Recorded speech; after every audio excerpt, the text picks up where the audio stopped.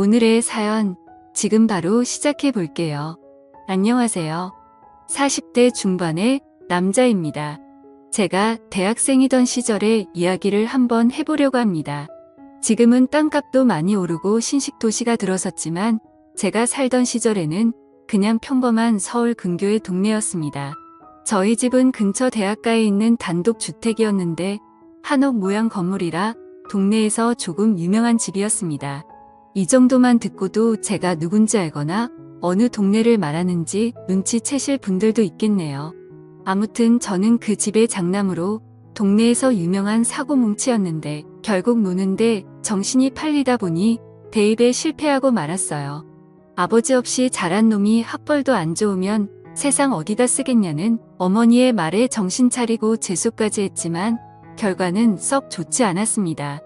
군대를 다녀와서도 별로 할 일 없이 지내고 있었는데 어느 날 어머니가 여권이랑 비행기 티켓을 저에게 내미시더군요.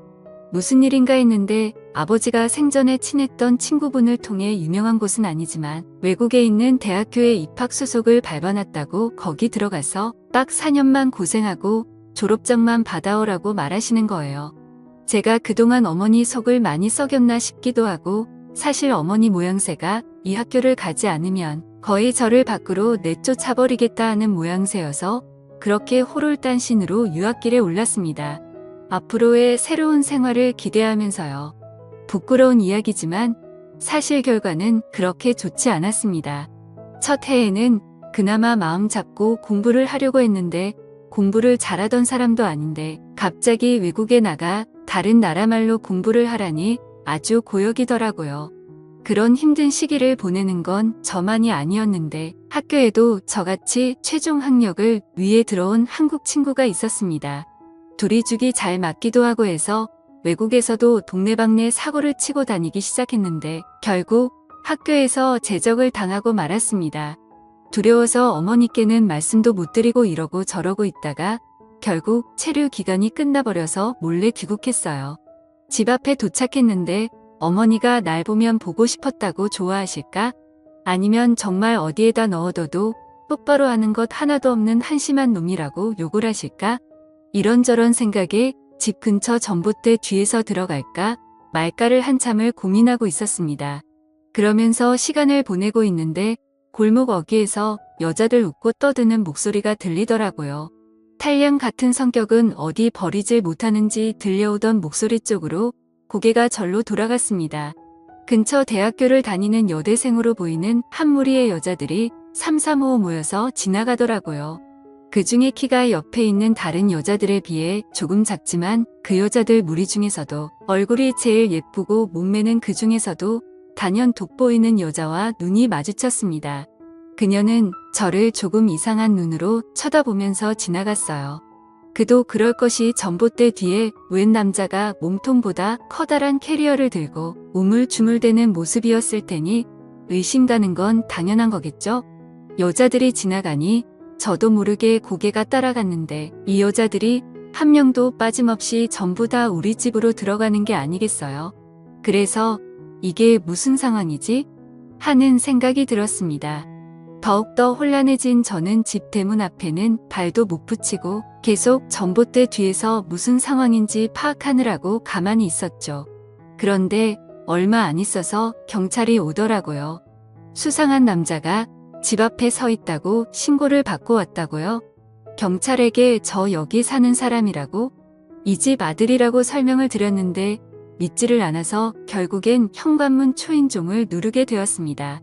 어머니는 식당에 일러갔을 시간이라 없을 터이니 결국 아까 그 조그만 여자가 나와서 경찰에게 저 사람이 맞다고 수상한 사람이라고 하더라고요. 그렇게 경찰서까지 다녀와서 어머니에게 연락을 드리고 귀를 꼬집힌 채 질질 끌려 집까지 왔습니다. 거실에서 무릎을 꿇고 앉아 혼나고 있는데 여자들이 한 명씩 번갈아 가며 나오면서 저를 흙을 틀고 보더라고요. 한참을 혼내다가 그래도 자식 이기는 부모 없다고. 어머니는 얼마나 힘들었으면 거기서도 그랬겠냐며 차라리 잘 됐다고. 손이 모자라서 힘들었는데 엄마 하는 일이나 도우라고 하더라고요. 우리 집에 있는 저 여자들은 뭐냐고 물었더니 여자 혼자 몸으로 자식 새끼 외국에 보내놨더니 학비에 너무 힘들어서 제가 없는 동안 빈 방을 하숙집으로 돌리고 계셨던 것이었습니다. 여자 혼자 가는 집이라 처음에는 남학생들을 받았었는데 매일 술에 취해서 행패 부리고 그러는 대학생들을 어머니 혼자서는 감당을 못하시다가 다 내쫓아버리고 여대생들만 받게 되었다고 하셨습니다. 제가 쓰던 방도 이미 여대생 중 한 명이 차지한 상태였고 저는 다락방 신세를 지게 되었어요. 여자만 사는 하숙집에 남자가 들어와서 불편해하는 학생들을 위해 어머니는 2달치 방세를 깎아주는 조건으로 여대생들을 설득했습니다. 그 최고가 작은 여자가 저를 몹시도 불편한 눈으로 쳐다보고는 제가 쓰던 방문을 열고 들어가더군요. 저도 너무 화가 났습니다. 저 여자 때문에 경찰서도 다녀오고 심지어 제 방까지 빼앗긴 꼴이었으니까요. 덕분에 하숙집 손해를 많이 봤다며 식당 일을 도우게 되었죠.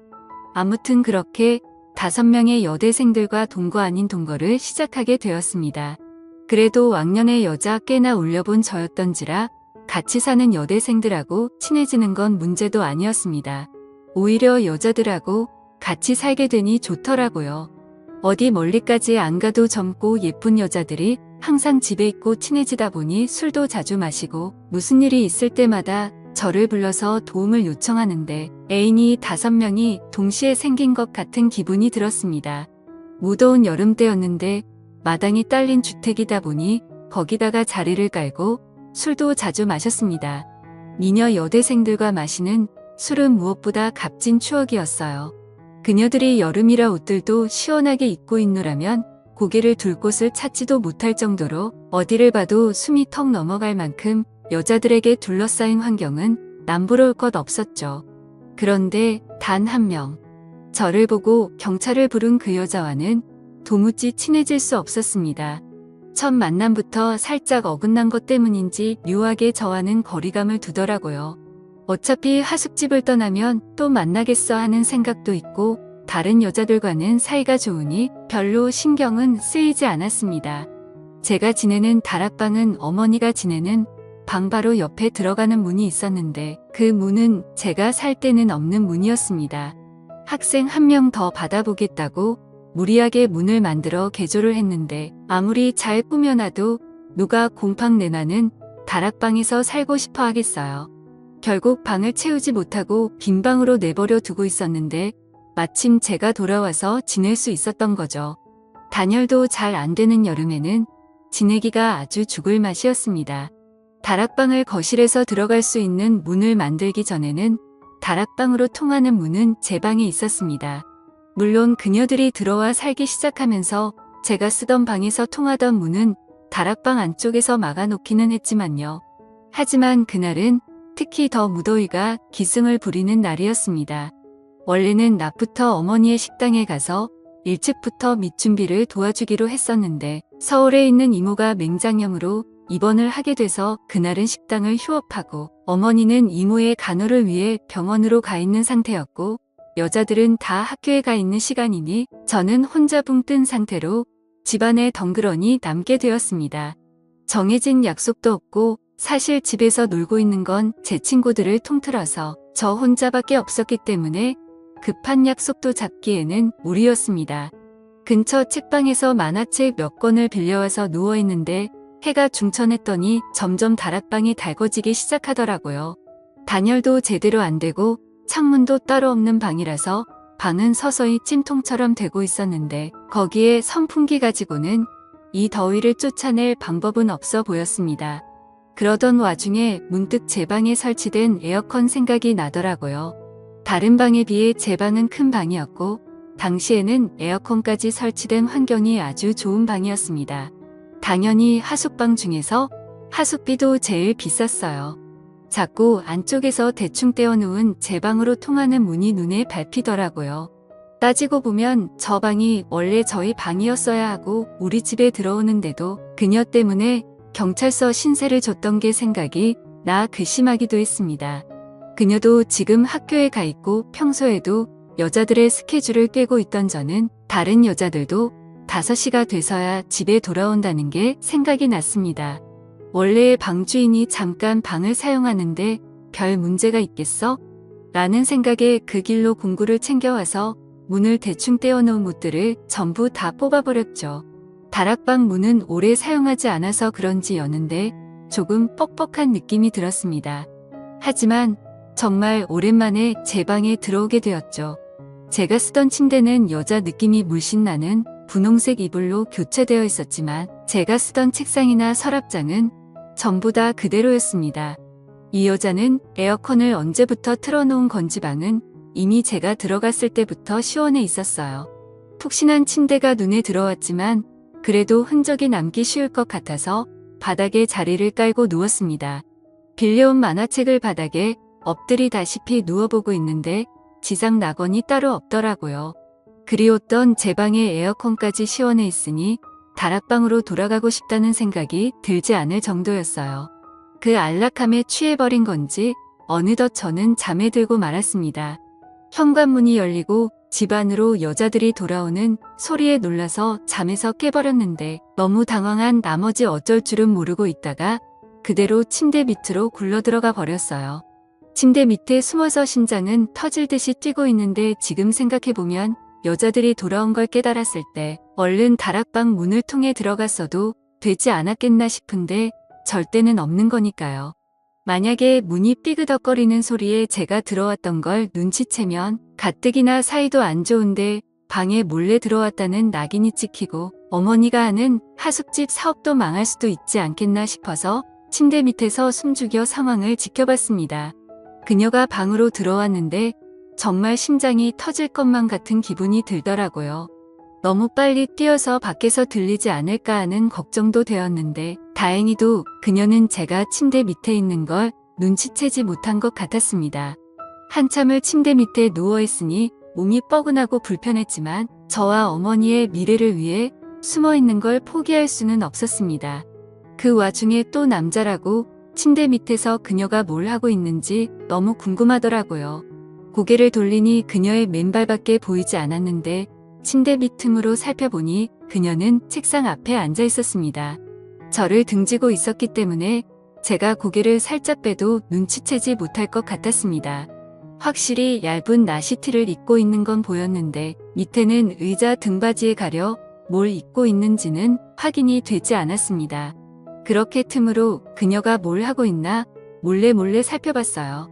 책상 위에서 잠이라도 들면 도망칠 타이밍이라고 생각을 했습니다. 얼마나 버틴 건지 이젠 파악도 안 되는데 그녀가 가방에서 무언가를 주섬주섬 꺼내더라고요. 그녀는 방 안에 혼자서 그녀만의 시간을 즐기기 시작했습니다. 혼자 중얼중얼거리기 시작하며 열심히 꼼지락댔어요. 그녀가 중얼대는 이야기를 들어보니 저는 참을 수가 없었습니다. 침대 밑 틈으로 고개를 다시 빼서 그녀가 뭘 하고 있나 살펴봤는데 가방에서 꺼낸 종이 인형들을 가지고 인형극 같은 걸 하고 있었어요. 날카롭고 신경질적인 여자인 줄 알았는데 생각보다 아기자기하고 귀여운 취미를 가지고 있더라고요. 공주님이 어쩌고 왕자님이 어쩌고 하는데 그녀에게선 전혀 찾아볼 수 없던 이미지였기 때문에 저도 놀랐습니다. 한참 그녀가 혼자 떠드는 이야기가 끝나가고 저는 그녀가 혼자서 그러고 있는 걸 끝까지 지켜봤습니다. 그녀의 의외의 모습에 마음속 한구석에 이상한 감정이 생기는 것 같았습니다. 그렇게 그녀를 지켜보고 있었는데 그녀가 책상에서 벌떡 일어나더니 제 쪽으로 몸을 틀더라고요.